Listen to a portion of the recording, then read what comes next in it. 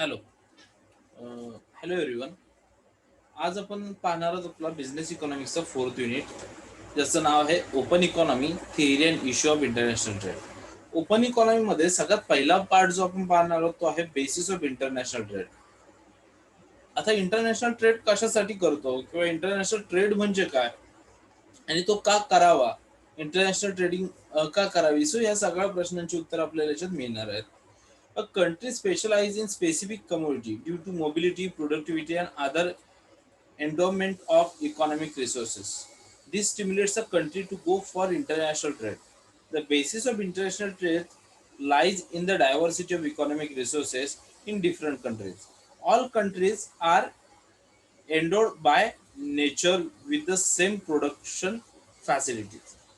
There are differences in climate condition and geological deposits, and also in the supply of labor and capital. These differences provide a country an opportunity to specialize in the production of some specific commodities. Such specialization is facilitated by the exchange of surplus production through international trade. आता याच्यामध्ये काय म्हटलेलं आहे, country specialize in specific community due to. आता प्रत्येक देश हा कशासाठी ना कशासाठी तरी स्पेशलाइज आहे. मग तिथली due to mobility, community due to mobility, specific communities असेल की जी म्हणजे काही वस्तूंची उपयुक्तता जी जलद गतीने तिथून मिळते, किंवा काही प्रोडक्टिव्हिटी असेल, किंवा other environment of economic resources काही किंवा काही इकॉनॉमिक रिसोर्सेस असेल, this stimulate a country to go for international trade. आणि हे ह्या गोष्टी कशासाठी प्रोत्साहित करतात देशाला, तर इंटरनॅशनल ट्रेड करण्यासाठी प्रोत्साहित करतात. The basis of international trade lies in the diversity of economic resources in different countries. आणि या इंटरनॅशनल ट्रेड थ्रू तुम्ही काय करू शकता, तर इकॉनॉमिक रिसोर्सेस जे आहेत तुमचे, ते वेगवेगळ्या कंट्रीचे इकॉनॉमिक रिसोर्सेस वाढवण्यासाठी इंटरनॅशनल ट्रेड उपयोगी ठरतं. All countries are endowed by nature with the same productivity facilities. आणि मग काय होतं की प्रत्येक कंट्री अशा प्रकारची, म्हणजे प्रत्येक देशामध्ये ज्या पद्धतीने प्रोडक्शन फॅसिलिटी चालते त्याच पद्धतीची प्रोडक्शन फॅसिलिटी प्रत्येक देशामध्ये चालू शकते. There are differences in climate condition. आता प्रत्येक देशामधलं काय म्हटलंय, प्रत्येक देशामधले तिथले क्लायमेट कंडिशन असेल किंवा तिथलं जिओलॉजिकल कंडिशन असेल, हे प्रत्येकाचं वेगळं असतं. आणि या प्रत्येक कंडिशन नुसार तिथली तिथली स्पेशालिटी वेगवेगळी असू शकते. जसं तेल, जगाला तेल उत्पादन कुठून मिळतं, तर ते अरब कंट्रीज मधून मिळतं. म्हणून मग अरब कंट्रीज कशासाठी स्पेशलिस्ट आहेत, तर तेलासाठी. तसं इंडियामध्ये जर आपण विचार केला तर इंडियामध्ये कोणत्या गोष्टी जसं की आंबा. सो असा प्रत्येक देशाचं काहीतरी स्पेसिफिक स्पेशलायझेशन आहे. आणि ते स्पेशलायझेशन कशावर डिपेंड आहे, तर तिथल्या नेचरवरती आहेत, तिथल्या क्लायमॅटिक कंडिशनवरती आहेत, तिथल्या जिओलॉजिकल डिपॉझिट्स वरती आहेत. सो अशा प्रत्येक गोष्ट याच्यानुसार तिथल्या प्रत्येक कंट्रीची एक स्पेशालिटी राहते. सगळ्या specialization is facilitated by the exchange of surplus. आणि ही स्पेशालिटी त्या पर्टिक्युलर कंट्रीला इंटरनॅशनल ट्रेडमध्ये सरप्लस मिळवून देण्यासाठी कामाला येते. सो हे यालाच म्हटलं आता इंटरनॅशनल ट्रेड, आणि यासाठी इंटरनॅशनल ट्रेड करणं गरजेचं आहे. देन पुढे काय म्हटलंय, international trade takes place when buyers find foreign markets cheaper to buy in and seller find them more profitable to dispose of their product than the domestic market. Thus, more effective use of the world resources is made possible through international trade. त्याच्यानंतर आणखी एक गोष्ट, जर विक्रेत्याला जो कोण sorry जर खरेदी करणारा जो कोणी बायर आहे, जो कोणी कंझ्युमर जो परचेस करणार, त्याला जर एखादी कमोडिटी फॉरेन मार्केटमध्ये चिपर रेटला मिळत असेल, तर तो तिथून विकत घेऊ शकतो. किंवा एखादा जो विक्रेता आहे किंवा एखादा सेलर आहे, त्याला जर त्याच्या पर्टिक्युलर प्रोडक्टला जर फॉरेन मार्केटमध्ये चांगल्या पद्धतीचा रेट मिळत असेल, तर तो तिथे विकू शकतो. म्हणजे तो जास्तीत जास्त प्रॉफिटमध्ये तो त्याचा प्रोडक्ट जे आहे ते फॉरेन कंट्रीजला विकू शकतो. Thus more effective use of world resources made possible through international trade. आणि मग त्याने काय होतं की जास्तीत जास्त तुमचे वर्ल्डचे रिसोर्सेस ज्यावेळेला तुम्ही यूज करताय, त्यावेळेला त्याचा इम्पॅक्ट काय होतो, तर it made possible through international trade. मग त्याच्यातून तुम्हाला इंटरनॅशनल ट्रेडला जाण्याचे चान्सेस वाढतात. आता economy city Richards theory of comparative advantages as the first principle of the international trade. International trade वरती सगळ्यात आधीची जी थेरी लिहिली ती कुणी लिहिली, तर रिचार्डोस थेरी त्याला म्हटलं जातं. This theory demonstrate that the benefits of all countries to be involve in international trade even if they do not have an absolute advantage. आता याच्यात त्यांनी काय म्हटलं की प्रत्येक कंट्रीला इंटरनॅशनल ट्रेडमध्ये इन्व्हॉल्व झाल्याचा बेनिफिट्स मिळतो. मग त्याच्यात not have an absolute advantage, आता सगळ्याचेच ॲडव्हान्टेज असतील असं नाही, पण बेनिफिट्स त्याला नक्कीच मिळतात असं रिचार्ड थेरीमध्ये म्हटलंय. Ricardo demonstrated that countries benefit from specializing in those areas where they offer the greatest relatives advantages. आता प्रत्येक कंट्रीला अशा गोष्टींचा बेनिफिट मिळतो, ऍडव्हान्टेज मिळतो स्पेशल इंटरनॅशनल मार्केटला, जे त्याच्याकडे स्पेशलाइज आहेत. म्हणजे प्रत्येक देशाची जी स्पेशालिटी असेल त्या पर्टिक्युलर देशाची, त्या स्पेशालिटीमध्ये त्या स्पेशालिटीचा काय होतं, इंटरनॅशनल ट्रेडमध्ये त्या कंट्रीला ऍडव्हान्टेज मिळतो. किंवा एखादा सपोज आता जसं की तेलाच्या बाबतीत जर विचार केला की तेलाच्या बाबतीमध्ये दोन कंट्रीज आहेत की ज्या दोन्हीकडे तेल तयार होतं, बट फास्टेस्ट सर्व्हिस जर मला अरब कंट्रीज कडून मिळते, तर अशा वेळेस काय होतं की अरब कंट्रीला त्याचा बेनिफिट मिळतो. हे त्यांनी रिचार्ड थेरीमध्ये म्हटलेलं आहे. तसं all countries can benefit for the international trade, म्हणजे ज्याच्याकडे स्पेशलायझेशन आहे, काहीतरी स्पेशालिटी आहे, त्या कंट्रीजला काय होतं, तर इंटरनॅशनल ट्रेडचा बेनिफिट मिळतो. देन काय म्हटलं, second principle is that nations may develop a competitive advantage related to the other nations. त्याच्यानंतर स्पेशलायझेशनमुळे काय होतं की एक कंट्री दुसऱ्या च्या कंट्रीसोबत ज्यावेळेला ऍडव्हान्टेज करते, तर ही स्पेशलायझेशन जे आहे किंवा जो इंटरनॅशनल ट्रेड आहे तो त्याला काय करतो, कॉम्पिटेटिव्ह ऍडव्हान्टेजेस मिळून देतो बेस्ड ऑन स्किल्स, त्याच्या स्किल्सवरती, त्या ऍक्सेस टू रिसोर्सेस आणि त्याच्या रिसोर्सेस किती आहेत त्याच्याकडे, and the competitive situation arising from domestic competition.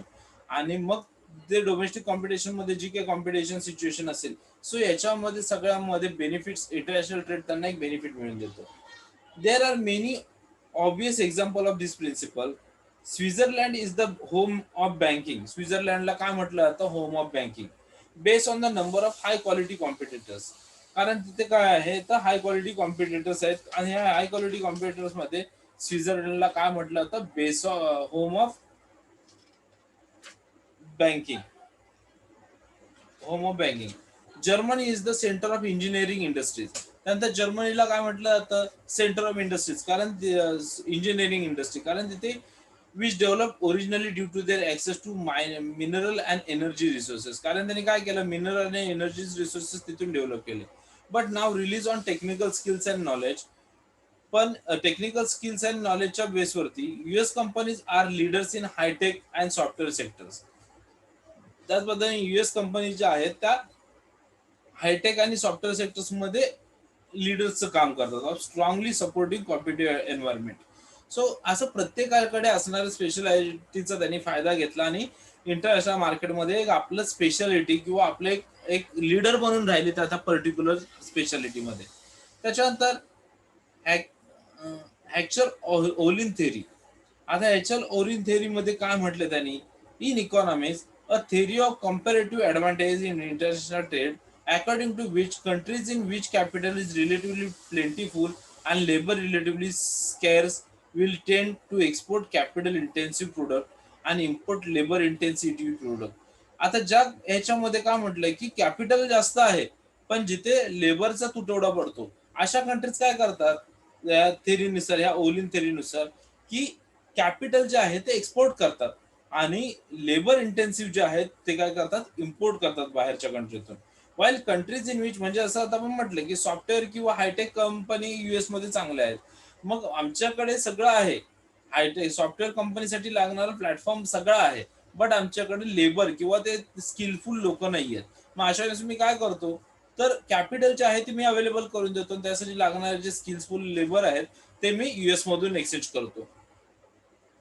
Intensive product. So while countries in which labor is relatively plentiful and capital relatively scarce will tend to export labor intensive product and import capital intensive product. The theory was developed by Swedish economist. आता Swedish economist Bertin Olin यांनी ही theory develop केली on the basis of कधी 1899 to 1979 या दरम्यान त्यांनी ही theory develop केली. On the basis of work by his teacher the Swedish economist. त्याच्यानंतर त्यांचे जे टीचर होते स्वेडिश इकॉनॉमिस्ट इली Philip हॅक्चर्स in 1879 to 1952 for his work on the theory. Olin was awarded the Nobel Prize आणि ओलिनला या थेअरीवरती नोबेल प्राइजचा अवॉर्ड मिळाला. Economics the Sveriges Riksbank prize in economic science in memory of Alfred Nobel in 1977. कधी 1977 ला. Some countries are relatively well endowed with capital. The typical worker has plenty of machinery and equipment to assist with the work. In such countries, wages rates generally are high.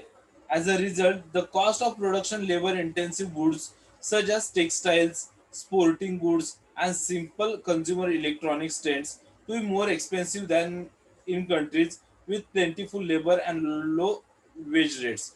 On the other hand, goods requiring much capital and only little labor, automobiles and chemical, for example, tend to be relatively expensive in countries with plentiful and cheap capital. Thus, countries with abundant capital should generally be able to produce capital intensive goods relatively expensively, exporting them in order to pay for import of labor intensive goods. आता याच्यामध्ये काय म्हटलंय की जसं की आता suppose veg rates काही कंट्रीजमध्ये वेज रेट्स कमी आहेत. मग वेज रेट कमी जिथे आहेत त्याचा फायदा काय होतो की तिथे लेबर चार्जेस कमी राहतात. लेबर चार्जेस कमी असल्यामुळे तिथे प्रोडक्शन जे होतं ते चीप रेटमध्ये होतं. मग तिथून एखाद्या कंट्रीजला खरेदी करणं सोपं पडतं. सपोज आता इंडियामध्ये वेज रेट हाय आहेत. वेज रेट हाय आहेत म्हटल्यानंतर लेबर रेट हाय आहेत म्हटल्यानंतर त्या पर्टिक्युलर प्रोडक्टची प्राइस सुद्धा हाय जाणार. मग त्याच ठिकाणी काही ठिकाणी वेज रेट कमी आहेत. मग कसं होतं की जसं की आता आपल्या इथे विचार केला तर महाराष्ट्राचा विचार केला तर महाराष्ट्रामध्ये बऱ्याच वेळा काय होतं की जे काम करणारे लोक आहेत आपण बोलतो की परप्रांतीय आहेत. परप्रांतीय काय आहे तिथे तर कमीत कमी रेटमध्ये ते काम करायला तयार आहेत. सो तुमच्याकडे सगळं आहे, कॅपिटल अवेलेबल आहे, सगळं आहे, पण तुमच्याकडे काम करणारे जे लोक आहेत त्यांचे रेट जास्त आहेत त्याच्यामुळे समोरच्याला ते जास्त किमतीत जाणार. मग जर कमी किमतीत मध्ये जर लोक मिळतात, लेबर मिळतात, तर मी तिथून मी महाराष्ट्रात युपी बिहार मधून लोकांना मी महाराष्ट्रात काम करतोय. त्याला रिझन काय मी त्याच्यामुळे काय होतं की कमी कमी खर्चामध्ये माझं प्रोडक्ट बनतं आणि प्रोडक्ट कमीत कमी खर्चामध्ये झाल्याच्यानं मला ते समोरच्याला देणं कमीत कमी खर्चामध्ये देणं बरं पडतं. पण तेच जर माझ्याकडे वेज रेट म्हणजे जर युपी बिहार मधून मला जर माझ्या इथल्या इथे जर मला कमी रेटमध्ये लोक मिळतील महाराष्ट्रात तर मी त्यांना घेऊन मी माझं काम करू शकतो.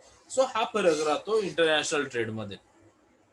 Then in the Heckscher Ohlin theory, it is not the absolute amount of capital that is important. Rather, it is the amount of capital per worker. A small country like Luxembourg has much less capital in total than India, but Luxembourg has more capital per worker. Accordingly, the Hatcher's only theory predicts that Luxembourg will export capital intensive product to India and import labor intensive product in return.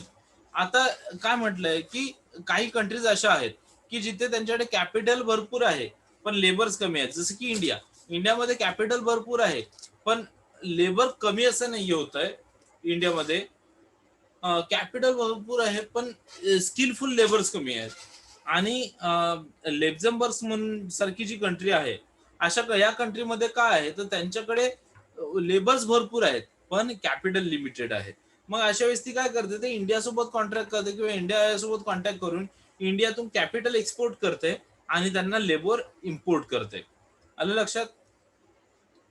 Despite its plausibility, the hacker's all-in theory is frequently at variance with the actual patterns of international trade. One early study of the hacker's all-in theory was carried out by Vasily Leontief, a Russian-born US economist. Leontief observed that the United States was relatively well endowed with capital. According to the theory, therefore, the United States should export capital intensive goods and import labor intensive ones. He found that the opposite was in fact the case. US exports are generally more labor intensive than the types of product that the United States imports. Because these findings were the opposites of those predicted by the theory. They are known as a Leontief paradox. आता याच थेरीला म्हणजे hackers Ohlin थेरीला पकडून Leontief theory म्हणजे Russian born US economist होता, त्यांनी त्याची theory मांडली. त्याने काय म्हटलं, United States was relatively well endowed with capital. आता युनायटेड युएस मध्ये कॅपिटल खूप चांगलं आहे. According to the theory therefore the United States should export capital intensive. त्याच्यामुळे युनायटेड स्टेट काय करतं, तर कॅपिटल इंटेन्सिव्ह जे आहे ते एक्सपोर्ट करतं, आणि goods and import labour intensive ones, आणि गुड्स आणि लेबर इंटेन्सिव्ह जे आहे ते इम्पोर्ट करतं. He found that opposite was in fact the case. पण त्याच्याच अपोजिट त्यांनी काय म्हटलं, US export the generally more labour intensive. US काय करतं की जास्तीत जास्त लेबर जे आहे ते एक्सपोर्ट करतं than the types of product that the United states imports. आणि कशापेक्षा तर युनायटेड स्टेट जेवढे प्रोडक्ट इम्पोर्ट करतोय त्याच्यापेक्षा जास्त ते काय करतात, तर लेबर जे आहे ते एक्सपोर्ट करतात. Because is finding were the opposite of those predicted by the theory, they are known as Leontief paradox. आणि याच थेरीला काय म्हटलं गेलं, लिओन्टिक पॅराडॉक्स. त्यानंतर trade of trade. Trade of trade म्हणजे काय, trade of trade represent the ratio between countries export prices and its import prices. Trade of trade काय करतं, तर कंट्रीचे एक्सपोर्ट प्राइसेस आणि इम्पोर्ट प्राइसेस जे आहे त्याचं काय करतं, रेशिओ तयार करतं. How many units of exports are required to purchase a single unit of imports. म्हणजे एक युनिट जर इम्पोर्ट करायचं तर त्याच्या बदल्यात किती एक्सपोर्ट करावं लागेल हे कॅल्क्युलेशन कोण करतं, trade of trade. The ratio calculated by dividing the price of the export by the price of the import and multiplying the result by 100. ते काय करतात, the price of export divided by price import करतात आणि त्याला into multiply केल्याच्या नंतर trade of trade तुम्हाला मिळतो. When more capital is leaving the country, then the entering into the country, then the country's TOT total, sorry, terms of trade is less than 100%. काय म्हटलंय, when more capital is leaving the country, then the entering into the country, then the country's, आता जास्तीत जास्त capital जे काय आहे ते काय म्हटलंय, कंट्रीतून बाहेर काढलं जातं, then the entering in to the country, आणि पुन्हा कंट्रीमध्ये येते. अशा वेळेस काय म्हटलं, countries terms of trade is less than 100%. तर कंट्रीचं टर्म्स ऑफ ट्रेड जे आहे ते 100% पेक्षा कमी असेल. When the terms of trade is greater than 100%, then the countries accumulating more capital from export than it spending on imports. आणि काय म्हटलंय की ज्यावेळेला 100% पेक्षा जास्त टर्म्स ऑफ ट्रेड असेल त्यावेळेला काय असेल, तर capital from more capital from export. So export capital हे इम्पोर्ट पेक्षा सुद्धा जास्त असेल. म्हणजे एक्सपोर्ट जास्त केलं जाईल आणि इम्पोर्ट कमी केलं जाईल.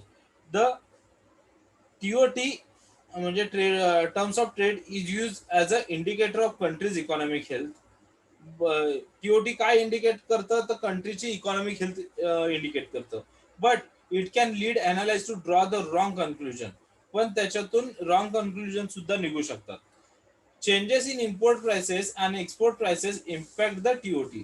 सो इम्पोर्ट प्राइसेस आणि एक्सपोर्ट प्राइसेस मध्ये जे चेंजेस आहेत ते ह्या टीओटी वरती इम्पॅक्ट करत असतात. And it's important to understand what cause the price to increase or to decrease. त्याच्यानंतर याच्यामध्ये सगळ्यात महत्वाची गोष्ट कोणती असतात, किंवा टीओटी वरती सगळ्यात महत्वाचं इम्पॉर्टंट गोष्ट जी इम्पॅक्ट करते ती कोणती असते, तर प्राइसेस मध्ये इन्क्रीज अँड डिक्रीज होणं. So TOT measurements are often recorded in an index for economic monitoring purpose. आणि TOT कशासाठी मेजर केलं जातं, तर इकॉनॉमिक मॉनिटरिंग पर्पज ची इंडेक्स बनवण्यासाठी त्याला तयार केलं जातं. देन काय म्हटलंय, an improvement of increase in countries TOT. An improvement or increase in country's TOT generally indicates that export prices have gone up as import prices have either maintained or dropped. आता कंट्रीची जे improvement और increase in countries TOT, जर कंट्रीच्या TOT मध्ये increase करायचं किंवा improvement करायचं आहे, तर generally indicate that export prices have gone up. तर मग हे लक्षात ठेवायचं की इन्क्रीज प्राइसेस ह्या वाढल्या पाहिजेत as compare to import price. Import price हा आयदर मेंटेन और ड्रॉप. मग इम्पोर्ट प्राइस एक तर कमी करा किंवा पूर्णपणे ड्रॉप करा. Conversely export prices might have drop but not as significantly as import prices. काय म्हटलं, export prices might have drop. Export prices सुद्धा तुम्ही ड्रॉप करू शकता, पण त्याच्यासोबत तुम्ही इम्पोर्ट प्राइसेस वाढवू शकत नाही. इम्पोर्ट प्राइसेस पण ड्रॉप करावे लागतील, त्यावेळेस तुमचे टीओटी इम्प्रूव्ह होईल किंवा इन्क्रीज होईल. Export prices might remain steady while import prices have decrease. त्याच्यानंतर काही वेळेस एक्सपोर्ट प्राइस जे आहे ते तुमच्या स्टडी ठेवा म्हणजे स्टेबल ठेवा, but import price have decrease or they might have simply decreased at a faster pace than import prices. पण काय केलं पाहिजे, इम्पोर्ट प्राइसेस ज्या आहेत त्या तुमच्या डिक्रीज झाल्या पाहिजेत किंवा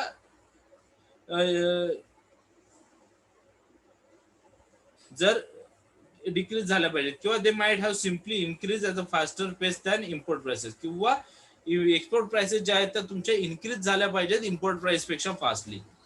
all this scenario can result in an improved TOT. आणि ह्या सगळ्याचा इम्पॅक्ट काय होईल मग, की तुमचं टीओटी इम्प्रूव्ह होण्यासाठी किंवा टीओटी इन्क्रीज होण्यासाठी त्याचा फायदा होईल. One view says that we should make it easy as possible for goods and services to move between countries. This approach is based on the argument that more trade makes us wealthier and therefore a good thing. It is known as free trade. का म्हटलंय, one view say that we should make it easy to possible of goods and services to move between countries. So तुमचे goods and services एका कंट्रीमध्ये दुसऱ्या कंट्रीमध्ये easily move करणं.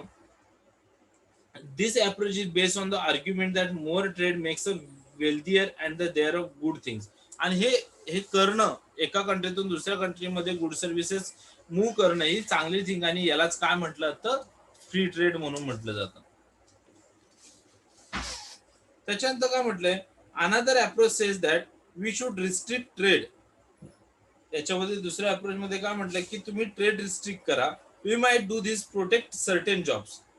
त्याच्याने तुमचं काय होणार आहे की तुमचे जॉब जे आहेत सर्टन ते त्याला सिक्युरिटी मिळणार आहे. We might think that we need certain industries. आपल्याला काही इंडस्ट्रीजची गरज आहे, such as food production or steel making, किंवा तुम्ही फूड प्रोडक्शन असतील किंवा स्टील बनवलेल्या कंपनीज असतील, just in case things go wrong in the wider world. So ह्या मोठ्या जगामध्ये ह्या ज्या गोष्टी आहेत त्या चुकीच्या सुद्धा ठरू शकतात. We might want to restrict import from countries with lower level. मग ह्याच्यामध्ये काय म्हटलंय की जे कमीत कमी or environmental standard to say they can't undercut our industries. So industries आणि हे वाढवा त्यांनी म्हटलं, स्टील इंडस्ट्रीज किंवा फूड इंडस्ट्रीज ज्या आहेत, फूड प्रोडक्शन इंडस्ट्री त्या वाढवा. त्याने काय होणार आहे, काय म्हटले त्यांनी, import from countries with lower labour.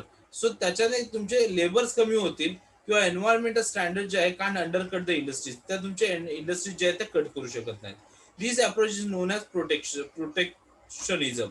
याच ऍक्टला काय म्हटलं जातं किंवा ह्या अप्रोचला प्रोटेक्शनिझम. Many economists agree that some restrictions on trade are desirable. आता खूप सारे इकॉनॉमिस्ट काय म्हणतात की हे जे रिस्ट्रिक्शन आहेत हे डिझायरेबल आहेत, म्हणजे गरज आहे त्या रिस्ट्रिक्शनची, but that we should be careful. पण तुम्ही केअरफुल राहा. As such restriction can make a poorer overall. कारण हे रिस्ट्रिक्शन तुम्हाला काय म्हटलं गरीब सुद्धा बनवू शकतात.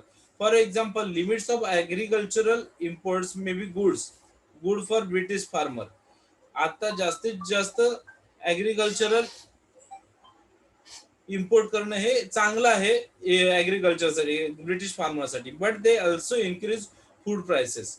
पण जर इम्पोर्ट तुम्ही केलं बाहेरच्या ते चांगलं आहे, पण त्याचा इम्पॅक्ट काय होणार आहे तर तुमचे फूड प्राइसेस आहेत ते वाढणार आहेत असं त्यांनी म्हटलेलं आहे. आलं लक्षात. सो अशा पद्धतीने यालाच म्हटलं तर बेसिक ऑफ इंटरनॅशनल ट्रेड.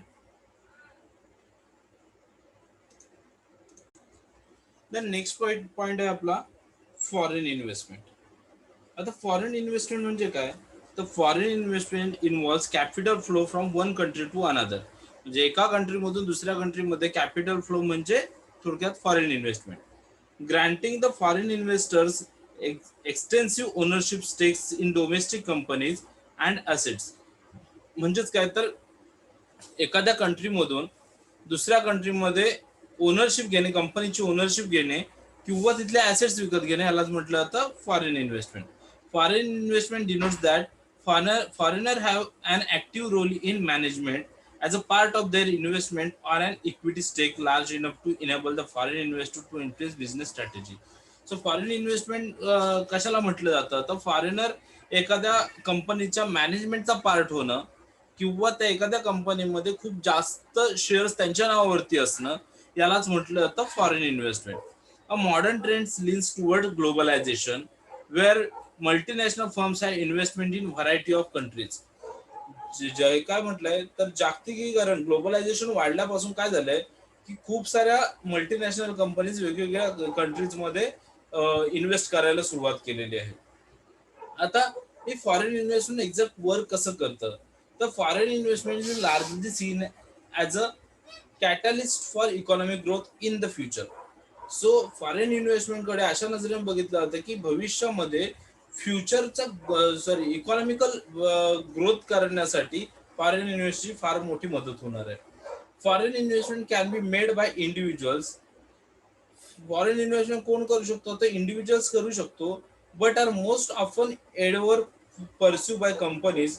पण खूप साऱ्या केसेसमध्ये असं होतं की companies and corporations with substantial assets looking the expand their reach. So खूप साऱ्या कंपनीज किंवा कॉर्पोरेशन जे आहेत ते त्यांचं ॲसेट्स, सबस्टेन्शियल ॲसेट्सकडे बघून त्यांची कंपनी काय करतात, जास्तीत जास्त वाढवण्यासाठी ते वेगवेगळ्या कंट्रीजमध्ये पोहोचतात.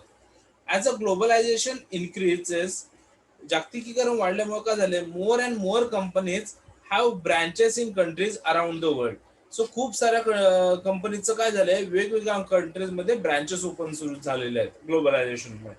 For some multinational corporation opening new manufacturing and production plants in different countries is attractive.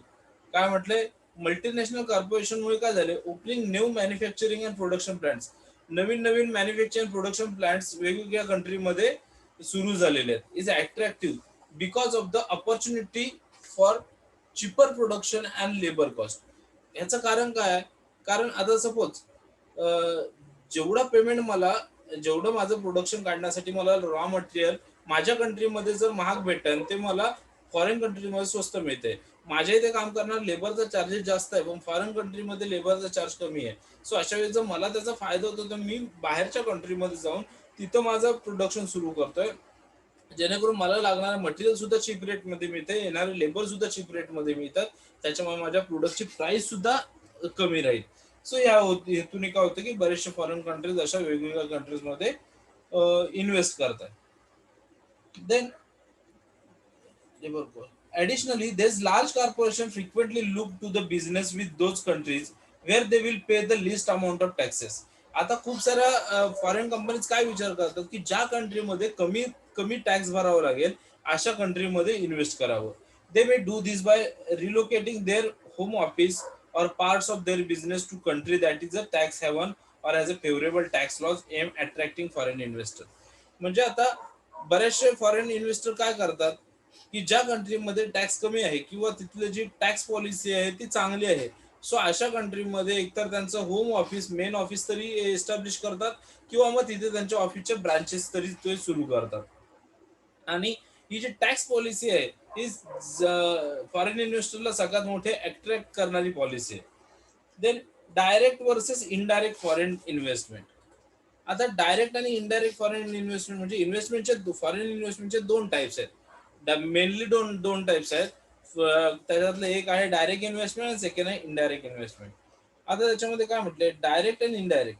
Then foreign direct investment म्हणजे त्याला आपण काय म्हणतो, एफडीआय म्हणतो, are the physical investments and the purchase made by a company in a foreign country. ही काय आहे तर फिजिकल इन्व्हेस्टमेंट आहे and purchase made by a company in foreign country. So foreign countries काय करतात की इथे विकत घेतात इथल्या. मग काय विकत घेतात, तर typically opening plants by and buying buildings. तर इथे एखादा प्लांट विकत घेतात किंवा एखादी बिल्डिंग विकत घेतात किंवा मशीन्स विकत घेतात किंवा अख्खी फॅक्टरी विकत घेतात and other equipment in the foreign country किंवा फॉरेन कंट्रीज मधले आणखी काही इक्विपमेंट असेल ते विकत घेतात. This type of investment find as a far greater deal of favour. So या टाइपची इन्व्हेस्टमेंट सगळ्यात जास्त चालते as they are generally consider long term investment. कारण का, तर ते एक लॉंग टर्म इन्व्हेस्टमेंट म्हणून त्याच्याकडे पाहिलं जातं and help booster to foreign countries economy. आणि त्याचा फायदा सुद्धा फॉरेन फॉरेन कंट्रीजच्या इकॉनॉमीला होतो. त्याच्यामुळे अशा टाईपच्या इन्व्हेस्टमेंटला प्रत्येक कंट्री परमिशन देते. देन सेकंड टाइप जो आहे त्याला आपण काय म्हणतो, foreign indirect investment. Foreign indirect investment मध्ये काय होतं, indirect investment involves corporation, financial institution and private investor buying stakes of position in foreign companies that trade on the foreign stock exchange. In general, this form of foreign investment is less favorable as the domestic company can easily sell off their investment very quickly, sometimes within days of the purchase. This type of investment is also sometimes referred to as a foreign portfolio investment (FPI). Indirect investment include not only equity instruments such as stock but also डेप्ट instrument such as bonds. आता याच्यामध्ये काय म्हटलं, indirect investment मध्ये काय होतं, ते indirect investment मध्ये कंपनी डायरेक्टली इन्व्हेस्ट करत नाही. जसं आपण पहिला डायरेक्ट इन्व्हेस्टमेंट बघितलं ना, की कंपनी डायरेक्टली फिजिकली इन्व्हेस्ट करते, तसं इथे डायरेक्टली इन्व्हेस्ट करत नाही. तर एखाद्या कंपनीचा शेअर्स विकत घेणं किंवा एखाद्या कंपनीमध्ये पार्टनरशिप घेणं, सो अशा टाईपने ते इन्व्हेस्टमेंट करत असतात. मग पण ही जी आहे ही जास्त फेवरेबल नाहीये. कारण कसं होतं, सपोज डोमेस्टिक कंट्री मधला जो कोणी पार्टनर असेल किंवा जो कोणी शेअर होल्डर असेल, त्याने जर त्याचे शेअर विकले किंवा अचानकपणे त्याने त्याची पार्टनरशिप काढून घेतली, तर मात्र मग यांना खूप मोठा प्रॉब्लेम होतो. त्याच्यामुळे ही जी इन्व्हेस्टमेंट आहे, इनडायरेक्ट इन्व्हेस्टमेंट, ही फारशी फेवरेबल नाही असं त्यांनी म्हटलेलं आहे. आणि मग ती एकदा डेप इन्स्ट्रुमेंट किंवा बॉन्ड्सच्या स्वरूपात असू शकते. Then other types of foreign investment. मग आणखी कोणत्या टाईप आहेत फॉरेन इन्व्हेस्टमेंटच्या, तर there are two additional types of foreign investment. आणखी दोन टाईपच्या फॉरेन इन्व्हेस्टमेंट आहेत. त्याच्यातली एक आहे कमर्शियल लोन आणि सेकंड आहे ऑफिशियल फ्लोज. कमर्शियल लोन म्हणजे काय, commercial loan are typical in the form of bank loans that are issued by the domestic bank to business in foreign countries or the government of those countries. आता इथे काय होतं, की ज्या domestic banks आहेत त्या काय करतात, तर फॉरेन कंट्रीमध्ये बिझनेस करण्यासाठी किंवा फॉरेन कंट्रीच्या गव्हर्नमेंटला जे आहे की लोन देतात स्वतःच्या कंट्रीकडून. Official flows is a general, याला म्हणतात कमर्शियल लोन. आणि official flows in general terms that refers the difference from the development assistance that developing nations are given by domestic country. त्याच्यानंतर काय आहे, official flow of general term that refers to different form of development assistance that develop or developing nations are given by domestic country. किंवा एखाद्या developing country आहे की जी develop होते, त्याला develop होण्यासाठी गरज आहे, सो अशा कंट्रीजला काय केलं जातं, मग अशा कंट्रीज दुसऱ्याकडून लोन घेतात. जसं एक एक्झाम्पल तुम्हाला जर द्यायचं म्हटलं, तर इंडिया सुद्धा काय करायची, तर रशियाकडून लोन घ्यायचे सुरुवातीला. आणि मग 1991चा तुम्हाला क्रायसिस माहिती असेल, इकॉनॉमिक क्रायसिस, की जिथे पैशाचा तुटवडा झाला, म्हणजे मनी कमी पडली मार्केटमध्ये. आणि मग काय झालं, की इंडियन कंपनी जी आहे, इंडियन इकॉनॉमी जी आहे ती पूर्ण कोलॅप्स व्हायला आली. मग अशा वेळेस काय झालं, की एक टीम होती त्याच्यामध्ये एक होते आपले मनमोहन सिंग, आणि आणखी आणखी दोन तीन हे होते. तर या लोकांनी काय केलं, राव म्हणून होते कोणतरी, आता मला नाव नाही आठवत आहे. सो असे इकॉनॉमिस्ट होते. यांनी काय केलं, तर याच्यावरती खूप सारे डिस्कस करून एक त्याच्यावरती एक सोल्युशन असं काढलं, की आपण फॉरेन इन्व्हेस्टमेंट वाढवूयात. मग फॉरेन इन्व्हेस्टमेंट वाढवायचे, पण फॉरेन इन्व्हेस्टमेंट अशा पद्धतीने वाढवायचे की त्याचा डोमेस्टिक कंपनीजला फायदा झाला पाहिजे. कारण डोमेस्टिक कंपनीजला जर त्याचा फायदा झाला, तर त्याच्यातून काय होणार आहे, तर जीडीपी वाढेल. जीडीपी वाढला तर मग ऑटोमॅटिकली इकॉनॉमी स्टेबल होईल. सो ह्या गोष्टीमुळे त्यांनी काय केलं, फॉरेन कंपनीजला एक नवीन रेग्युलेशन काढलं आणि त्याच्यानुसार फॉरेन कंपनीजला इन्व्हेस्ट करायला वाव दिला. मग ते रेग्युलेशन असं होतं, की तुम्हाला जर इंडियामध्ये येऊन तुम्हाला जर बिझनेस करायचा आहे, तर डोमेस्टिक कंपनीला सोबत घेऊन करता येईल. म्हणजे इंडिव्हिज्युअली तुम्हाला करता येणार नाही, तर तुम्हाला पार्टनरशिप मध्ये करता येईल. मग त्याच्यातूनच काही कंपनीज मर्ज झाल्या. मग त्याच्यातली होती एक हिरो होंडा, त्याच्यानंतर होती तुमची मारुती सुझुकी. सो अशा दोन चार कंपनीज होत्या, ते एकत्र आले आणि त्यांनी त्यांचं हे सुरू केलं. मग नंतर जसं आता कालांतराने हळूहळू हिरो वेगळी झाली, होंडा वेगळी झाली. सो अशा पद्धतीने त्या कंपनीज मग वेगळ्या झाल्या. सो या फॉरेन इन्व्हेस्टमेंटचा फायदा काय झाला, मग इकॉनॉमी स्टेबल करण्यासाठी फॉरेन इन्व्हेस्टमेंटचा फायदा झाला होता. आणि हे कधी झालं, तर त्यावेळेस क्रायसिस मध्ये काय झालं, की रशियाकडून लोन घेत होता आणि रशियाकडे पुन्हा लोन मागू शकत नव्हतं, कारण तो ग्लोबल लेवलला क्रायसिस होता, सगळीकडेच प्रॉब्लेम्स होता, तेव्हा रशिया सुद्धा त्यावेळेस लोन द्यायला तयार नव्हती. Then commercial loans until the 1980s were the largest source of foreign investment. 1980 पर्यंत कमर्शियल लोन जे आहे ते फॉरेन इन्व्हेस्टमेंटचा सगळ्यात मोठा सोर्स होता थ्रू डेव्हलपिंग कंट्रीज. कोणाला तर डेव्हलपिंग कंट्रीला इमर्जिंग मार्केटमध्ये टिकून हे करण्यासाठी डेव्हलपिंग कंपनीजला कंट्रीजला सगळ्यात मोठा जो फॉरेन इन्व्हेस्टमेंटचा सोर्स होता तो होता commercial loans. Following this period commercial loans investment fluctuated and direct investment and the portfolio investment increased significantly around the globe. आणि मग नंतर मग हळूहळू हा जो कमर्शियल लोन आहे तो कमी होत गेला आणि ही जी डायरेक्ट इन्व्हेस्टमेंट आहे किंवा पोर्टफोलिओ इन्व्हेस्टमेंट आहे हे वाढत गेले प्रत्येक कंट्रीमध्ये. देन येतं मल्टीलॅटरल डेव्हलपमेंट बँक्स.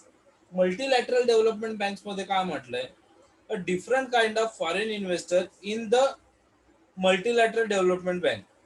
आता हे काय आहे तर different kind of foreign investor, हे एक वेगळ्या टाईपची फॉरेन इन्व्हेस्टमेंट आहे, त्याला मल्टीलॅटरल डेव्हलपमेंट बँक, त्यालाच म्हटलं जातं एमडीबी. आता एमडीबी काय करते बघा, which is an international financial institution that invest in developing countries in an effort to encourage economic stability. ही काय आहे तर एक इंटरनॅशनल फायनान्शियल इन्स्टिट्यूशन आहे. ही काय करते की डेव्हलपिंग कंट्रीमध्ये खास करून इन्व्हेस्ट करते. कशासाठी तर त्यांना इकॉनॉमिकली इनकरेज करण्यासाठी, इकॉनॉमिकली स्टेबल करण्यासाठी. Unlike commercial lenders who have invest objective to maximum profit, MDBs use their foreign investments to fund projects that support the country's economic and social development. बाकीचे जे commercial lenders आहेत ते काय करतात तर जास्तीत जास्त प्रॉफिट मिळवण्यासाठी हे लोन देतात बाकीच्या कंट्रीजला. पण एमडीबी काय करते तर एमडीबी डेव्हलपिंग कंट्रीजला इकॉनॉमी इन्क्रीज करण्यासाठी किंवा सोशल डेव्हलपमेंटसाठी लोन देत असते. The investment which is typically take the form of low or no interest loans. आता हे जे इन्व्हेस्टमेंट असतात हे एकतर अशा नो इंटरेस्ट रेट वरती देतात, म्हणजे कोणत्याही प्रकारचं इंटरेस्ट चार्ज केलं जात नाही, किंवा लो इंटरेस्ट वरती ते दिलं जातं loans with favourable terms, might fund the building of infrastructure project or provide the country with the capital needed to create new industry and jobs. Naveen industry आणि नवीन jobs developing कंट्रीला तयार करण्यासाठी किंवा बनवण्यासाठी हे काय करतं तर फंडिंग केलं जातं एमडीबी कडून. Example multilateral development bank include the world bank. मग मल्टीलॅटरल डेव्हलपमेंट बँक मध्ये कोणकोणत्या हे आहेत include world bank and the inter American development bank. याच्यामध्ये दोन बँक इन्क्लूड आहेत, वर्ल्ड बँक आणि इंटर अमेरिकन डेव्हलपमेंट बँक, त्याला आयडीबी म्हटलं जातं. सो अशा पद्धतीने हे आपण फॉरेन इन्व्हेस्टमेंट जो आहे तो असा प्रकार आहे. त्यानंतर पुढचा पार्ट जो आहे तो आहे balance of payment. Balance of payment म्हणजे काय पाहूयात exact. The balance of payment BPO also BOP, also known as balance of international payments, summarizes all transactions that a country's individual companies and government bodies complete with individuals, companies and government bodies outside the country. This transaction consists of import and export of goods, services, and capital, as well as transfer payments such as foreign and the remittances. आता याच्यामध्ये काय म्हटलंय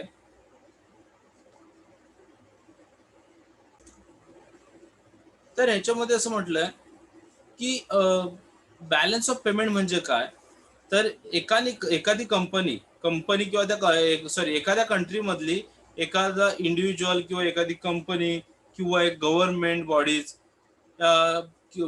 एखाद्या दुसऱ्या कंपनीतल्या individual सोबत म्हणजे एखाद्या person सोबत किंवा एखाद्या कंपनी सोबत किंवा गव्हर्नमेंट बॉडीज सोबत आउटसाइड कंट्रीतल्या जर एखादा ट्रान्झॅक्शन करत असतील तर देस transaction consist imports and export. आणि त्याच्यामध्ये इम्पोर्ट किंवा गुड्स अँड सर्व्हिसेस किंवा कॅपिटल किंवा ट्रान्सफर ऑफ पेमेंट किंवा सच फॉरेन किंवा काही फॉरेन इन्व्हेस्टमेंट असतील, सो यांचा जर इन्व्हॉल्व असेल तर अशा सगळ्या गोष्टींचं स्टेटमेंट या सगळ्या ट्रान्झॅक्शनचं स्टेटमेंट ठेवणं यालाच काय म्हटलं बॅलन्स ऑफ पेमेंट. आता याच्यामध्ये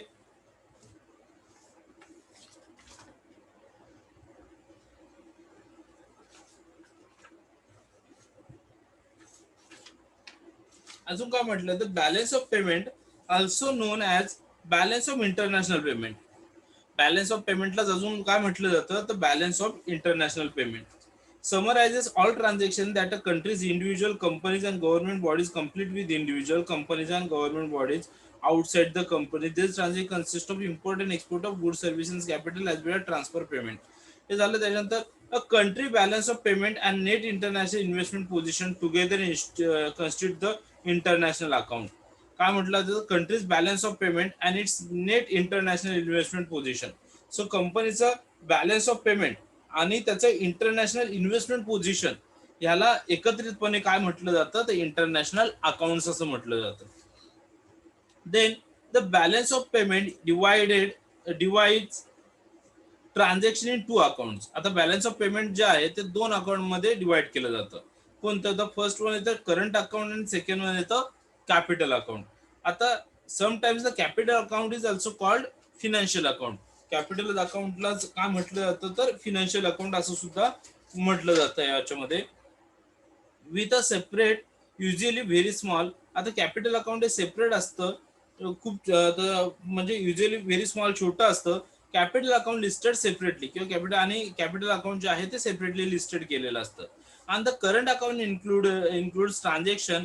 करंट अकाउंट मध्ये मग काय काय इन्क्लूड होतं, तर goods, services, investment incomes and current transfer.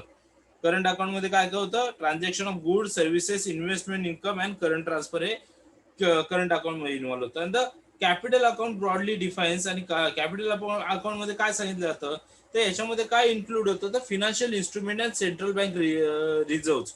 Central बँकेचे जे काही रिझर्व्ह आहेत आणि फिनान्शियल इन्स्ट्रुमेंट जे आहेत ते कॅपिटल अकाउंट मध्ये इन्व्हॉल्व होतात. Narrowly define it include by only transaction in financial instrument. थोडक्यात सांगायचं झालं तर कॅपिटल अकाउंट मध्ये काय इन्व्हॉल्व केलं जातं, तर कॅपिटल अकाउंट मध्ये फिनान्शियल इन्स्ट्रुमेंट जे आहेत ते इन्क्लूड केले जातात. The current account is included in calculations of national output while the capital account is not. आता करंट अकाउंट मध्ये काय काय, तर कॅल्क्युलेशन नॅशनल आउटपुटचे जे कॅल्क्युलेशन्स आहेत ते करंट अकाउंट मध्ये इन्क्लूड केले जातात, तर ते कॅपिटल अकाउंट मध्ये केले जात नाहीत. देन पुढे त्यांनी काय म्हटलंय, the sum of all transaction recorded in the balance of payment must be zero. आता ह्या सगळ्याची टोटल जी आहे, म्हणजे कॅपिटल अकाउंट आणि करंट अकाउंट ह्या सगळ्याची टोटल जी आहे ती झिरो आली पाहिजे. Balance of payment must be zero as long as the capital account define broadly. ज्यावेळेला कॅपिटल अकाउंट डिफाईन केलं जातं त्यावेळेला त्याच्यामध्ये काय म्हटलंय, की याची जी टोटल आहे ती झिरो आली पाहिजे. The reason is that every credit अपेअरिंग in the current account has corresponding debit in the capital account. कारण मग त्याच वेळेस तुमचं क्रेडिट आणि डेबिट जे आहे ते बॅलन्स होणार आहे, म्हणून याला बॅलन्स ऑफ पेमेंट असं म्हटलं जातं. अँड वाईस वर्सा. If a country export and items a current account transaction, म्हणजे कंपनीने जर एखादा आयटम एक्सपोर्ट केला, म्हणजे काय केलं की बाहेर दिला. If it effectively imports foreign capital Wien that item is paid for a capital, म्हणजे त्याने एखाद्या कंट्रीने जर एखादा आयटम किंवा एखादा आयटम एक्सपोर्ट केला, तर त्याच वेळेस जेवढा आयटम त्याने एक्सपोर्ट केलाय तेवढाच तो फॉरेन मधून इम्पोर्ट करू शकतो as a capital, foreign capital when that is item is paid. म्हणजे जेवढं त्याने एक्सपोर्ट करून त्याकडे जेवढे पैसे आले त्याच्या तेवढ्याच पैशातून त्याने दुसरी गोष्ट विकत घेतली, तर त्याच वेळेस ते ट्रान्झॅक्शन जे आहे ते फुलफिल होईल. A country cannot fund it's import through export of capital. Company काय करते म्हटलं, country cannot fund it's imports through export of capital. So capital export करून कंपनी इम्पोर्टला फंड करणार नाही, कंट्री कोणती इम्पोर्टला फंड करत नाही. It must do so bye running down it's reserve. मग अशा वेळेस त्याला काय करावं लागतं, की त्यांचे जे रिझर्व्ह ठेवलेले आहेत ते रिझर्व्ह सगळे मोडावे लागतात. This situation is often referred to as a balance of payment deficit. आणि ह्या सिच्युएशनला काय म्हटलं जातं, ज्यावेळेला तुमचे रिझर्व्ह ज्या वेळेला तुम्हाला मोडायला लागतात तेव्हा ह्या सिच्युएशनला काय म्हटलं जातं, तर बॅलन्स ऑफ पेमेंट डेफिसिट म्हणून म्हटलं जातं. Using the narrow definition of capital account that excluded central bank reserve. आता याच्यामधून काय म्हटलं, की फक्त सेंट्रल बँकचे जे रिझर्व्ह आहेत ते वेगळे केले जातात.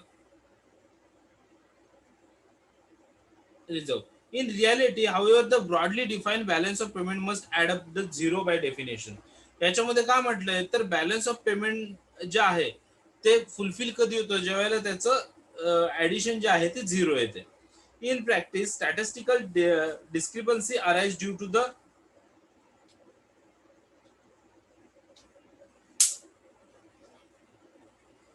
statistical deficiency arise due to the difficulty of accurately counting every transaction between a economy and the rest of world, including differences causes by foreign currency translation.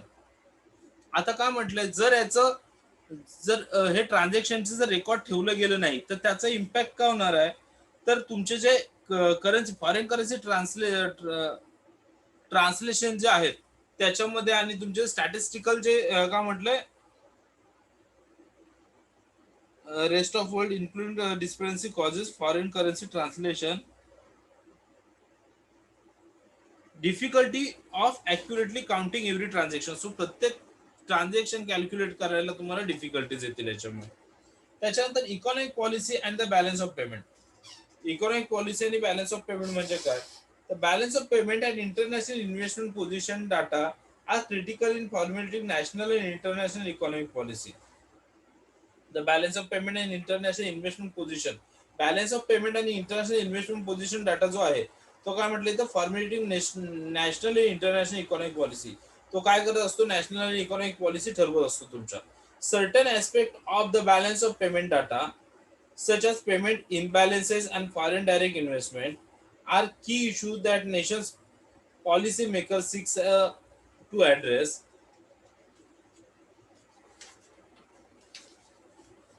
Economic policies are often targeted at specific objective that in turn impact the balance of payment. For example, one country might adopt policies specifically designed to attract foreign investment. एका कंपनीने काय केलं तर foreign इन्व्हेस्टमेंटला attract करण्यासाठी काय केलं की काही स्पेसिफिक पॉलिसीज डिझाईन केल्या. त्याचबरोबर investment in a particular sector, एका पर्टिक्युलर सेक्टरला त्यांनी पर्टिक्युलर पॉलिसी डिझाईन केल्या. वाईल अनादर माइट अटेम्प्ट, त्याच वेळेस दुसऱ्या देशाने काय केलं की it's currency at a artificial low level in order. त्यांनी काय केलं की त्यांच्या करन्सीची व्हॅल्यू जी आहे ती जाणून बुजून थोडक्यात कृत्रिमरित्या जाणून आर्टिफिशियली त्यांनी लो ठेवली, कारण लो असल्यामुळे जास्तीत जास्त कंपनी त्याच्यात इन्व्हेस्ट करते. Low level in order to stimulate exports and build up the currency reserve. आणि मग त्याच्याने एक्सपोर्ट्स वाढेल त्यांचा आणि करन्सी रिझर्व्ह केली जाईल. सो असं काही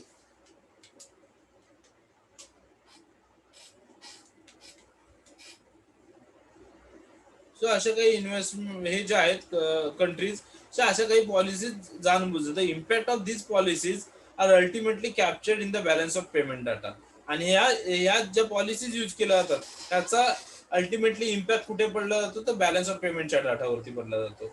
देन इम्बॅलन्स बिटवीन कंट्रीज. आता इम्बॅलन्स बिटवीन कंट्रीज मध्ये काय म्हटलं त्यांनी, while nations balance of payment necessarily zeroes out the current and capital accounts, imbalances can and do appear between different countries' current accounts.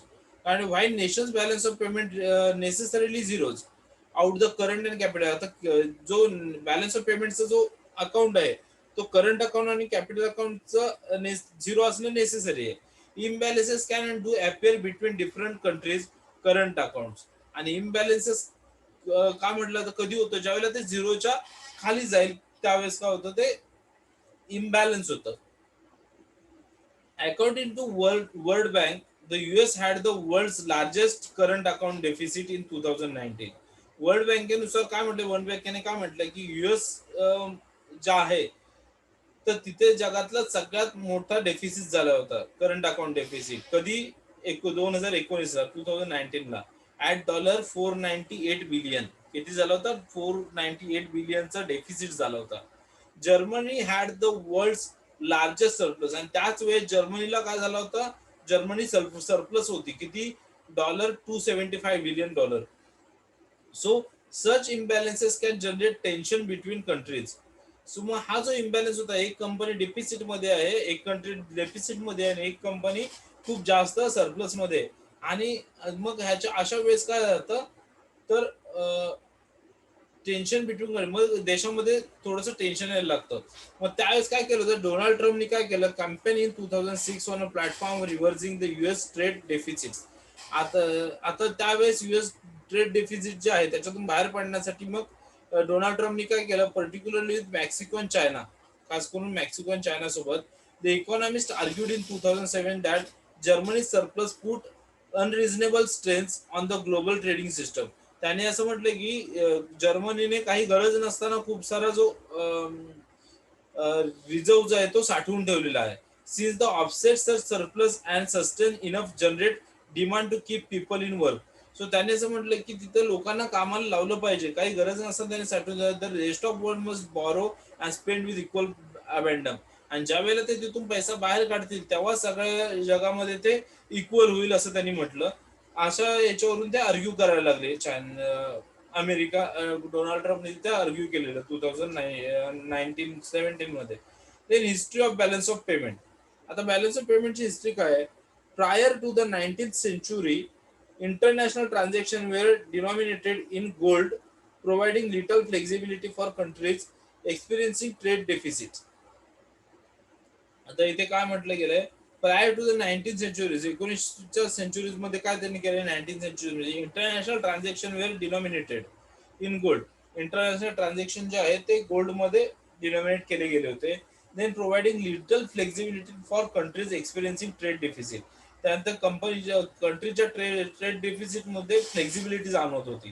Growth was low, त्यावेळेस growth low होता. So stimulating the trade surplus was the primary method of strengthening a nation's financial position. मग त्यावेळेस surplus जर घ्यायचं असेल मिळवायचं असेल तर त्यासाठी कंट्रीची नेशनची फिनान्शियल पोझिशन जाणून घेणं महत्वाचं होतं. So national economies were not well integrated with each other. National economy जी होती ती एकमेकांसोबत त्यावेळेस एवढी इंटिग्रेटेड नव्हती. So steep trade imbalance rarely provoke crisis. त्यामुळे जे हे इम्बॅलन्स होतं ट्रेड इम्बॅलन्स की हे क्रायसिस क्रिएट करत होते. The industrial revaluation increase international economic integration and balance of payment crisis begin occur more frequently. आणि त्यावेळेस काय केलं की बॅलन्स ऑफ पेमेंटने काय केलं तर हे जे क्रायसिस होते ते सॉल्व्ह करण्यासाठी फ्रिक्वेंटली सॉल्व्ह करत गेले किंवा याच्यातून प्रॉब्लेम सोल्युशन मिळत गेले. The great depression led countries to abandon the gold standard and engage in competitive evaluation of their currencies. But the Bretton Woods system that prevailing from the end of the World War II until the 1970s introduced a gold convertible dollar with fixed exchange rates to other currencies. As the US money supply increased and its trade deficit depend, however, the government became unable to fully redeem foreign central banks' dollar reserves for gold, and the system was abandoned. Since the Nixon shock, as the end of the dollar's convertibility to gold is known, currencies have floated freely, meaning that country experience a trade deficit can artificially depress its currency by hoarding foreign reserves, for example, making its products more attractive and increasing its export. Due to the increased mobility of capital across border, balance of payment crisis sometimes occur, causes sharp currency devaluations such as the ones that struck in Southeast Asian countries in 1998. During the Great Recession, several countries embarked on competitive devaluation of their currencies to try to boost their exports. All of the world's major central banks responded to the financial crisis at the time by executing dramatically expansion monetary policy. This led to other nations' currencies, especially in emerging markets, appreciating against the US dollar and other major currencies. Many of those nations responded by further loosening the reins on their own monetary policy in order to support their export, especially those whose exports were under pressure from stagnant global demand during the Great Recession. आता म्हणजे काय म्हटलं की ज्या वेळेस जास्तीत जास्त country म्हणजे सुरुवातीच्या काही सेंचुरीज मध्ये खूप साऱ्या कंट्रीज गोल्ड मध्ये इन्व्हेस्ट करत होत्या आणि गोल्ड मध्ये इन्व्हेस्ट केल्यामुळे काय होतं की याचा कुठेही पर्टिक्युलर ट्रान्झॅक्शन किंवा पर्टिक्युलर अकाउंट्स नव्हते. मग याच्यामुळे काय व्हायचं की कदाचित मग इम्पोर्ट पेक्षा एक्सपोर्ट जास्त व्हायचं किंवा रिझर्व्ह मध्ये पैसे जास्त जायचे आणि याच्यामुळे बॅलन्स ऑफ पेमेंट होत नव्हतं त्यांचं. पण ज्या वेळेला ही मेथड सुरुवात केली बॅलन्स ऑफ पेमेंटचं, त्यावेळेस याचं एक प्रॉपर कॅल्क्युलेशन मिळायला सुरुवात झाली. आणि या प्रॉपर कॅल्क्युलेशनमुळे काय झालं की हे जे इम्बॅलन्स होत होतं किंवा कुठेतरी इम्पोर्ट एक्सपोर्ट मध्ये इम्बॅलन्स दिसत होतं, करंट आणि कॅपिटल अकाउंट मध्ये इम्बॅलन्स दिसत होतं, हे बॅलन्स करता आलं. ओके, सो इथे आपण पाहिलं तर बॅलन्स ऑफ पेमेंट. त्यानंतर या युनिट मधला शेवटचा पार्ट आहे आपला फॉरेन एक्सचेंज. आता फॉरेन एक्सचेंज म्हणजे काय, तर फॉरेन एक्सचेंज लाच म्हटलं जातं फॉरेक्स किंवा एफएक्स म्हटलं जातं त्याला. Is the trading of one currency for another. म्हणजे इथे काय की एका करन्सीचे दुसऱ्या करन्सी सोबत trading. For example one can swap the US dollar for the euro.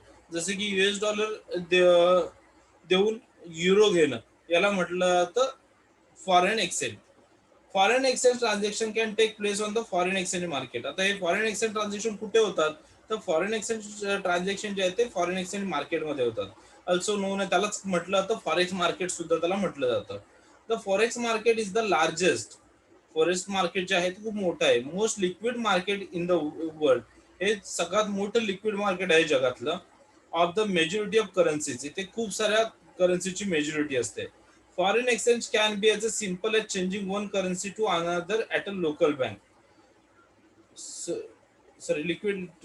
Foreign market is largest, most liquid in the world, with trillions of dollars changing hands every day. इथे trillions of dollars daily exchange होत असतात. There is no centralize location, याचं कोणतंही centralize location नाहीये.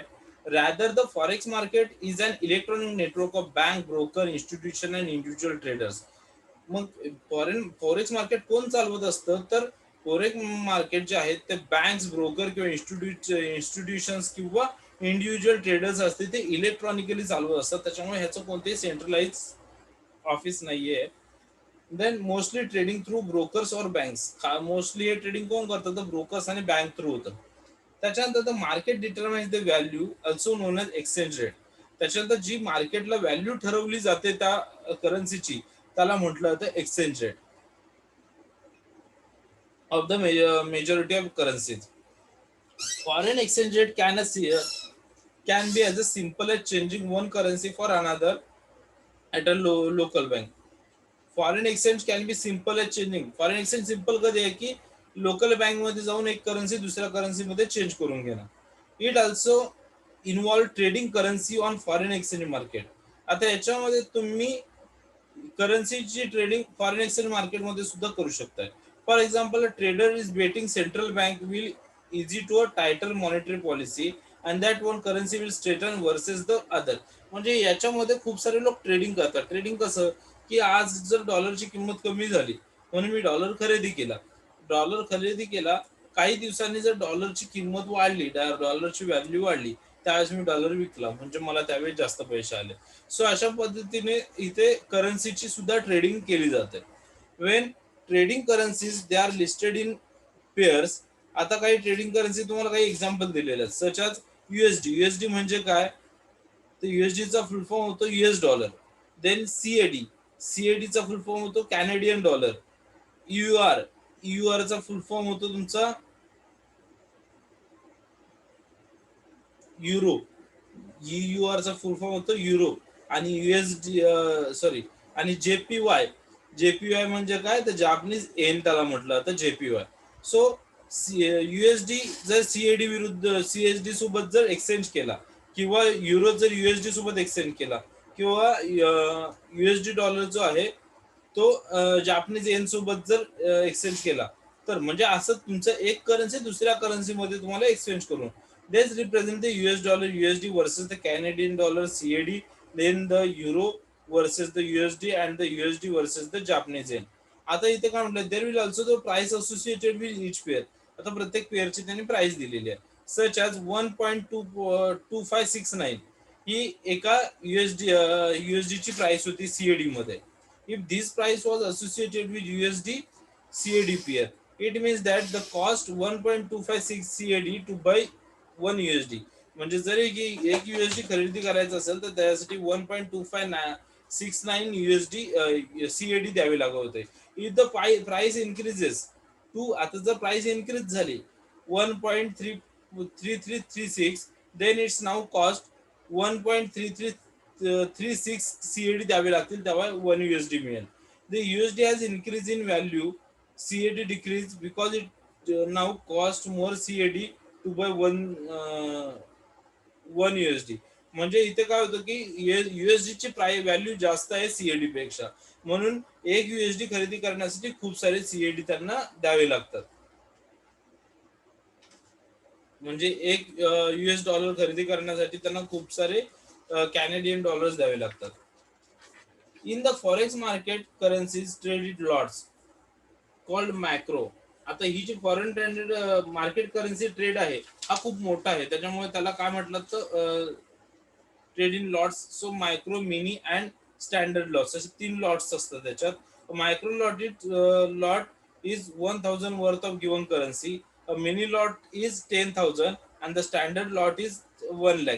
So असे वेगवेगळ्या trade lots जे आहेत तसे मार्केट करन्सी ट्रेड लॉट्स हे 3 याच्यामध्ये डिस्ट्रीब्यूट केलेले आहेत. This different that when you go to the bank and want $450 exchange for your trip. When trading in the electronic forex market, trades take place in set blocks of currency, but you can trade as many blocks as you like. For example, you can trade even micro lot at 3 mini lots, 30,000 or 75 standard lots. So तुम्हाला ठरवायचं असतं की तुम्हाला कुठल्या lots मध्ये exchange करायचे आहेत. The foreign exchange market is unique for several reasons. आता हे जे फॉरेन एक्सचेंज मार्केट आहे हे युनिक आहे, मग त्याला काही रिझन्स आहेत. Mainly because of its size, मग त्याच्या साईजमुळे असेल, किंवा trading value in the forex market is generally very large. Trading value in the forex market, foreign मार्केटचं ट्रेडिंग व्हॅल्यूम आहे हे खूप मोठं आहे, लार्ज आहे. As an examples, trading in a foreign exchange market average $6.6 trillion per day.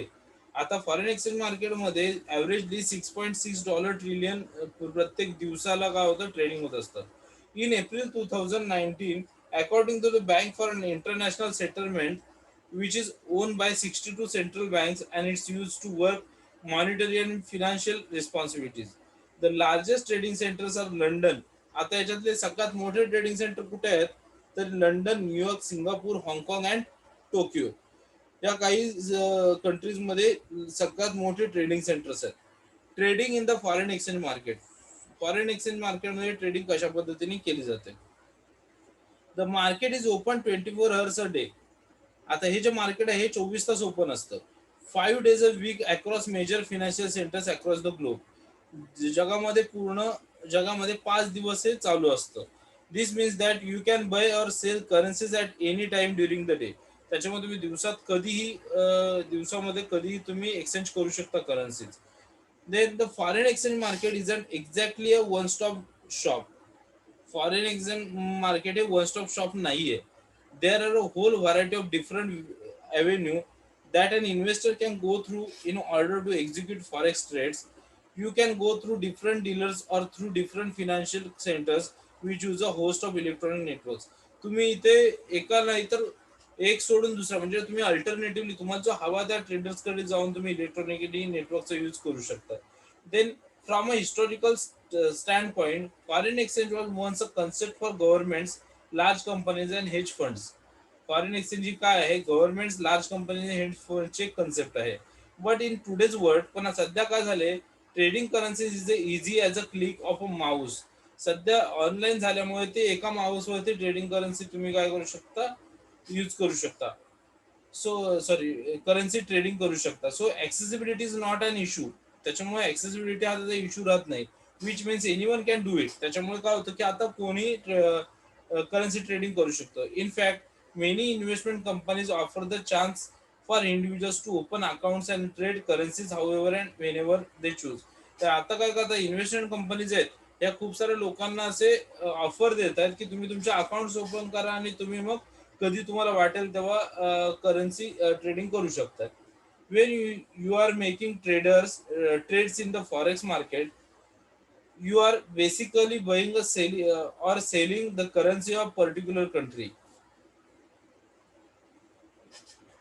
आता तुम्ही जर फॉरेक्स मार्केटमध्ये ट्रेड करताय तर तुम्ही काय म्हणताय, तुम्ही कधीही करन्सी कधीही कोणत्याही ठिकाणी तुमची करन्सी विकत घेऊ शकता किंवा सेल करू शकता.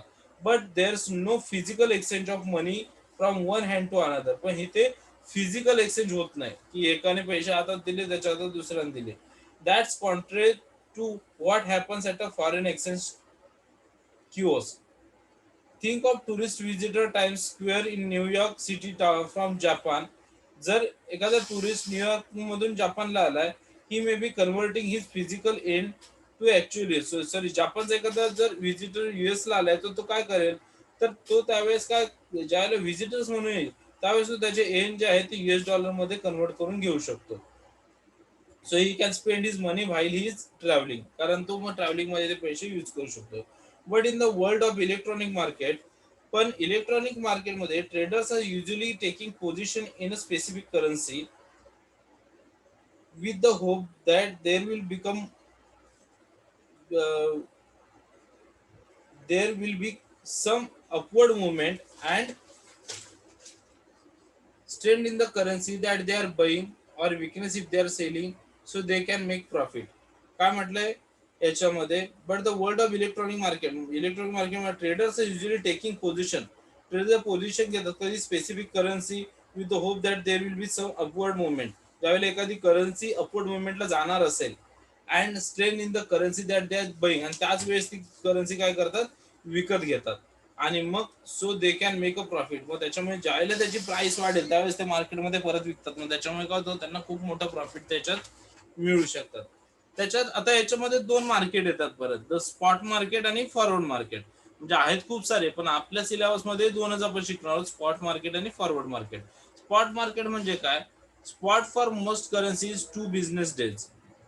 आता मोस्ट करन्सीज, आता खूप साऱ्या करन्सीला दोन स्पॉट असतात, सॉरी 2 दिवस स्पॉट्स असतात. The major exception in the US dollar versus the Canadian dollar. मग याच्यात एक्सेप्शन कोणते असतात, ते US डॉलर आणि कॅनेडियन डॉलर मध्ये खूप जास्त कॉम्पिटिशन असते. We settle on the next business day, other pairs settle in 2 business days. आता US डॉलर आणि कॅनेडियन डॉलर जे आहेत ते सेटअप करण्यासाठी एका बिझनेस डे मध्ये होतात, पण बाकीचे जे पेअर्स आहेत त्यांना 2 दिवस लागतात. During period of that have multiple holidays such as Easter or Christmas. मग हे जे आहेत त्याच्यामध्ये काही हॉलिडेजच्या दिवशी ते होत नाहीत, म्हणजे जसं की Eastern or Christmas. Spot transaction can take a long as 6 days.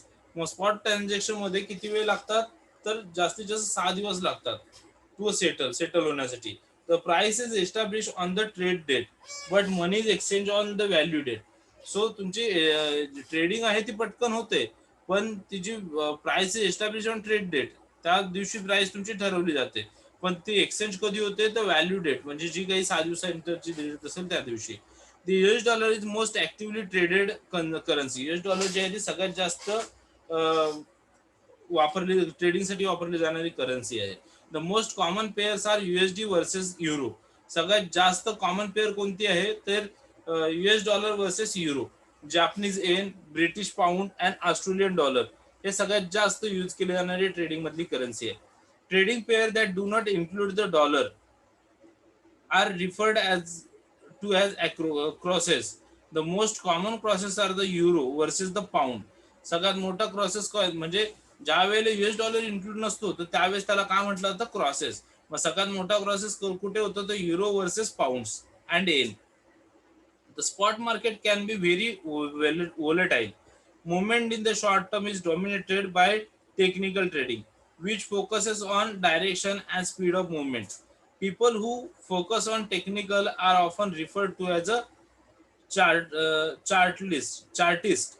Long-term currency moves are driven by fundamental factors such as relatively interest rates and economic growth. त्याच्यानंतर येतं द फॉरवर्ड मार्केट. सगळ्यात लास्ट आहे काय, forward market. Forward market काय आहे, तर forward trade is any trade that settle further in the future that spot. Forward market म्हणजे काय, की कोणताही ट्रेड जो फ्युचरच्या स्पॉट मध्ये ट्रेड होणार असेल. So the forward price is a combination of the spot rate plus or minus forward points. Forward price म्हणजे काय, तर कॉम्बिनेशन स्पॉट रेटचं combination plus or minus forward points that represent the interest rate differentiation. मग त्याच्यात rate कमी जास्त होण्याचे chances असतात. मग त्याच रेटला काय म्हटलं जातं, interest rate differential between the two currencies.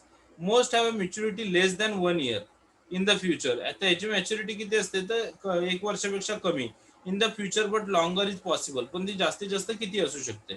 Like with a spot the price is set on the transaction date. आता इथं प्राइस कधी ठरवली जाते, तर ट्रान्झॅक्शन डेटला. But money is exchange on the maturity date. पण मनी एक्सचेंज कधी केली जाते, तर मॅच्युरिटी डेटला. A forward contract is tailor-made to the requirement of the counterparty. They can be for any amount and settle on any date that is not weekend or holiday in one of the countries. So तो एखाद्या country मधला ज्या दिवशी settle करणार, तो एखाद्या country मधला weekend किंवा हॉलिडे नसावा, एवढीच फक्त फॉरवर्ड ट्रेड कॉन्ट्रॅक्ट मध्ये पाहिलं जातं. सो अशा पद्धतीने आपला जो हा 4th युनिट होता, open economic theory and issues of international trade, हा संपलेला आहे. आणि इथं आपला जो इकॉनॉमिक्स सब्जेक्ट होता, बिझनेस इकॉनॉमिक्स 2, हा आपण संपवलेला आहे. याच्याविषयी काही डाऊट असतील तर मला कधीही विचारा. ओके.